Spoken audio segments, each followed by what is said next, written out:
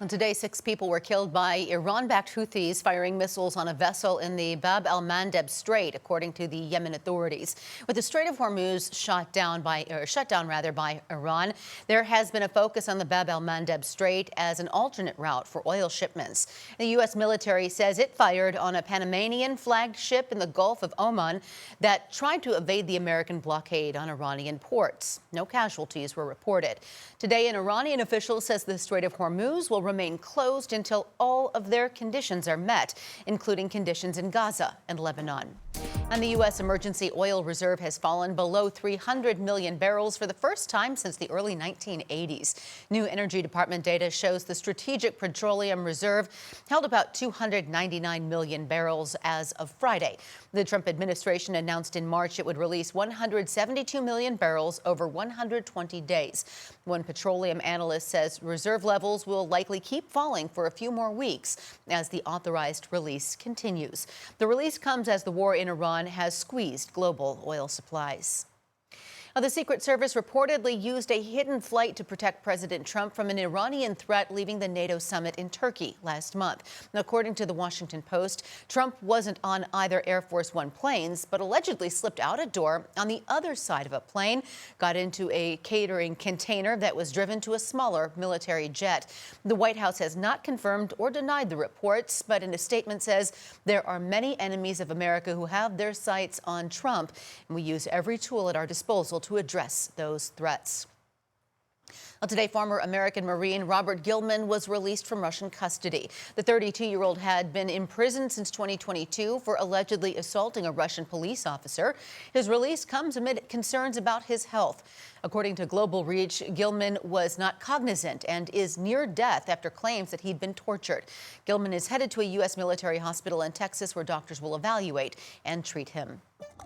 Luigi Mangione, the man accused of killing United Healthcare CEO Brian Thompson, was in court today for what is likely his final court appearance before his state murder trial.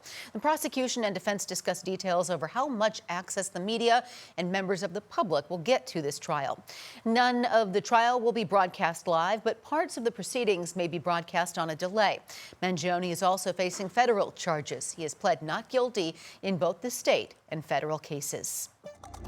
Doctors and medical experts are pushing back against President Trump's executive order to change how children are vaccinated, saying the new suggestions aren't backed by science. ABC's Olivia Rubin has those details.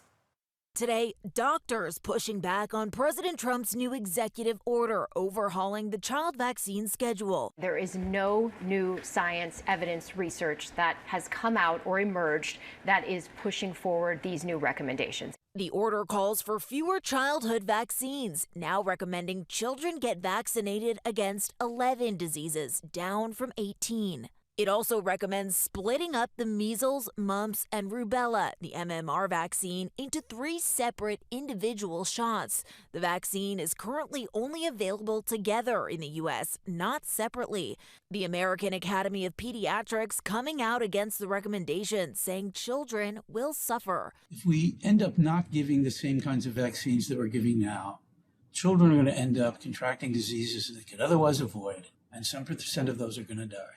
HHS Secretary Robert F. Kennedy Jr. is a longtime vaccine skeptic and continues to insist without evidence that vaccines are linked to autism. There are decades of research, millions of individuals studied across multiple countries. There has been no link found between autism and vaccines. And President Trump claiming the MMR vaccine is, quote, lethal. But when pressed, he didn't provide evidence to back up that claim. Is there any evidence of that?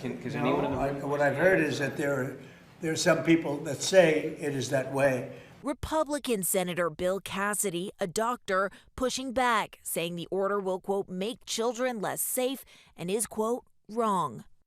And Senator Cassidy urging parents to talk with their doctor before making any decisions instead of listening to what he describes as an inaccurate order.